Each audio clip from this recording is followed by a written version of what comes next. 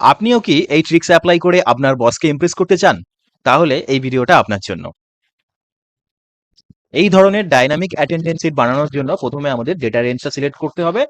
তারপরে আমাদের এই হোম অপশনে আসতে হবে। এখান থেকে আছে কন্ডিশনাল ফরম্যাটিং। আমরা এই অপশনটাতে ক্লিক করব। ক্লিক করার পরেই দেখুন এখানে আছে নিউ রুল। আমরা এই অপশনটাতে ক্লিক করলে এইরকম একটা ডায়লগ বক্স ওপেন হয়ে যাবে। এবার আমরা এখানে এই সেট আইকন এই অপশনটাতে ক্লিক করব।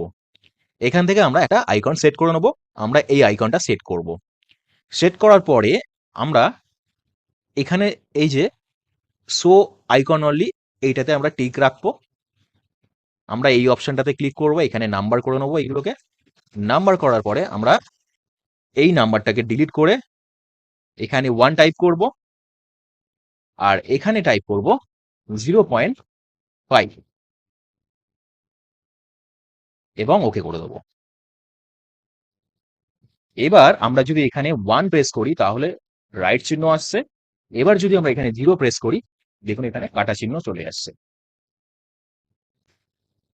আমরা এগুলোতে যদি আমরা 1 প্রেস করতে থাকি দেখুন অটোমেটিক আমাদের অ্যাটেন্ডেন্সে রাইট চিহ্ন চলে আসছে। এবার আমরা এখানে অ্যাটেন্ডেন্সের পার্সেন্টেজটাকে শো করব। তো এটার জন্য আমরা যে ফর্মুলাটা প্রথমে ইউজ করব সেটা হচ্ছে count if formula. Count if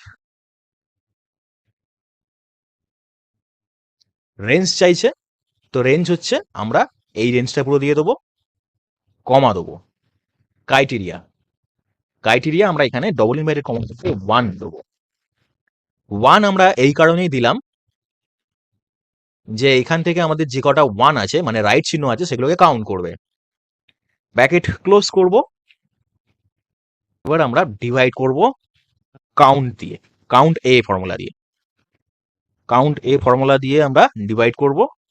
এখানে ভ্যালু চাইছে, তো ভ্যালুর জন্য আমরা আমাদের এই রেঞ্জটাকে পুরো সিলেক্ট করে দেবো। কাউন্ট এ ফর্মুলা এই কারণেই ইউজ করলাম যে যে কটা এখানে এমপ্লয়ি আছে তাদের নামগুলো কাউন্ট করবে ডিভাইড দিয়ে এই অ্যাটেন্ডেন্সের সাথে। আমরা F4 প্রেস করব। F4 প্রেস করলে আমাদের এই রেঞ্জটা পুরো লক হয়ে যাবে। ব্র্যাকেট ক্লোজ করে এন্টার করলে এখানে দেখুন কিছু এরকম নাম্বার চলে আসছে। আমরা ডান দিকে ড্র্যাগ করে দেবো। এবার আমরা এই পার্সেন্টেজ এই অপশনটাতে ক্লিক করব। করলে দেখুন এখানে কিন্তু অ্যাটেন্ডেন্সের পার্সেন্টেজটা চলে এসছে। এবার আমরা হোম অপশন থেকে কন্ডিশনাল ফরম্যাটিং অপশনটাতে আসবো। এখান থেকে দেখুন ডেটা বার, এই ডেটা বারে অপশনে ক্লিক করব। এখান থেকে যে কোনো একটা আমরা গ্রেডিয়েন্ট ফিল চুজ করে নেব। তো আমরা এটা চুজ করলাম। এবার আমাদের এখানে যখনই আমরা অ্যাটেন্ডেন্স ফিল করব অটোমেটিক দেখুন এখানে পার্সেন্টেজটা বাড়তে থাকছে। তো বন্ধুরা ভিডিওটা কেমন লাগলো অবশ্যই কমেন্ট করে জানাবেন। আর এই ধরনের আরো ইনফরমেটিভ ভিডিও পাওয়ার জন্য এই চ্যানেলটিকে লাইক, কমেন্ট এবং শেয়ার করবেন। আর প্লিজ সাবস্ক্রাইব করবেন। থ্যাংক ইউ বন্ধুরা।